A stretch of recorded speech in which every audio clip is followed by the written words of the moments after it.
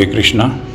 श्रीमद् भगवद गीता के श्री भगवान का ऐश्वर्य नामक 10वें अध्याय के 30वें श्लोक में श्री कृष्ण भगवान कहते हैं, in the 30th verse of the 10th chapter of Shrimad Bhagavad Gita, Shri Krishna भगवान says,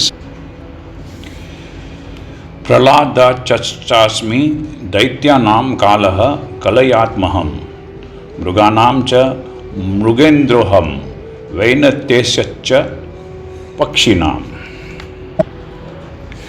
मैंने आपको पिछले श्लोक में बताया था कि कश्यप ऋषि की 2 पत्नियां थी। एक का नाम था अदिति और एक का नाम था दिति।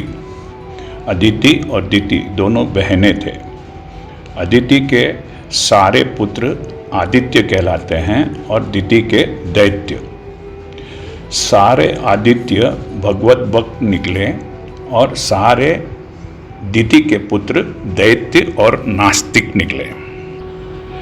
ऐसे ही एक दैत्य थे हिरण्यकश्यप। वे बहुत ही क्रूर और बहुत ही शक्तिशाली थे। उनको कई सारे वर प्राप्त थे।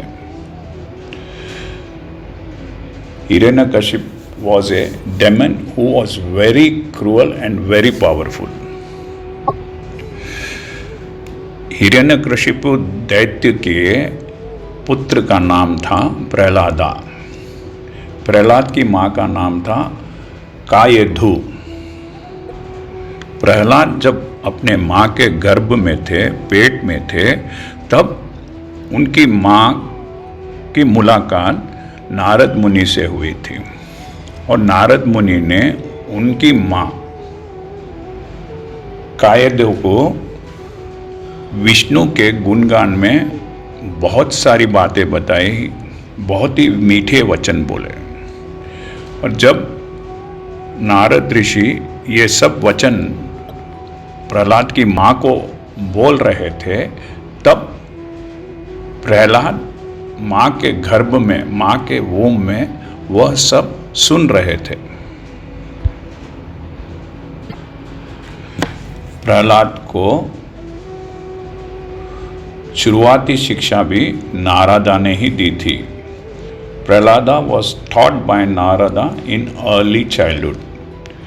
क्योंकि नारदा भगवान विष्णु के बहुत बड़े भक्त थे, तो वो भगवान विष्णु के गुणगान में बहुत सारी कथाएं, बहुत सारे बातें, बहुत सारे मीठे वचन प्रह्लाद को सुनाए, जिससे प्रह्लाद एक दैत्य का पुत्र होते हुए भी, हिरण्यकशिप का पुत्र होते हुए भी विष्णु के बहुत बड़े भक्त बन गए। मैं आपको बता देता हूँ कि हिरण्यकशिप के सबसे बड़े दुश्मन थे विष्णु, और प्रह्लाद उनका बेटा अभी विष्णु के बहुत बड़े भक्त हो गए। ये एक बहुत बड़ी कथा है प्रह्लाद की, भक्त प्रह्लाद की। अभी हम वो उसके बारे में बात नहीं करेंगे। अभी मैं ये आपको बता रहा हूँ कि प्रह्लाद अपने वक्त के बहुत ही बड़े विष्णु के भक्त बने थे और वे राक्षसों के बीच में, डेमन्स के बीच में, दैत्यों के बीच में भगवान की महिमा का गुणगान किया करते थे। श्री कृष्ण भगवान कहते हैं, क्योंकि प्रह्लाद दैत्यों में सबसे तेजस्वी, सबसे महान, सबसे शक्तिशाली थे, इसलिए प्रह्लाद भी कृष्ण के ही प्रतिनिधि, रिप्रेजेंटेटिव है। काल, जिसे हम समय कहते हैं, वक्त, अवधि, पीरियड ऑफ टाइम, एरा, ये बहुत ही महत्वपूर्ण, इम्पोर्टेंट है।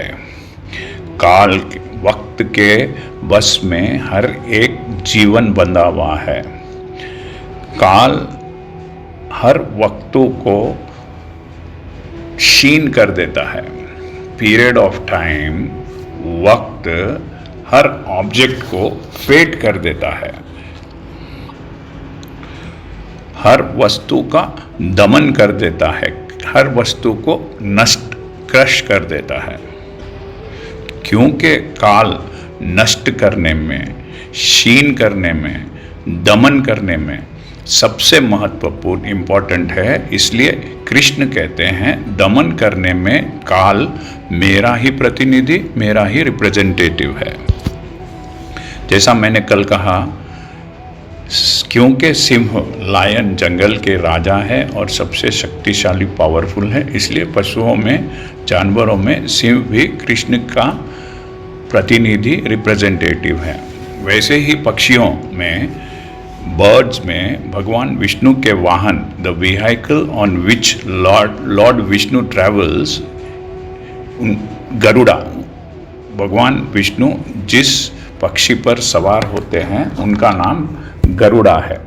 और गरुड़ा बहुत ही महान, बहुत ही शक्तिशाली, बहुत ही पावरफुल है, क्योंकि पक्षियों में गरुड़ा सबसे महत्वपूर्ण, सबसे पावरफुल, सबसे इम्पोर्टेंट, सबसे महान है। इसलिए कृष्ण कहते हैं कि पक्षियों में गरुड़ भी मेरा प्रतिनिधि, मेरा रिप्रेजेंटेटिव है। हरे Krishna. If you have liked this channel, kindly press the bell icon and subscribe. यदि आपको यह चैनल पसंद आया है तो कृपा करके बेल को दबाइए और सब्सक्राइब कीजिए। Thank you. हरे कृष्णा।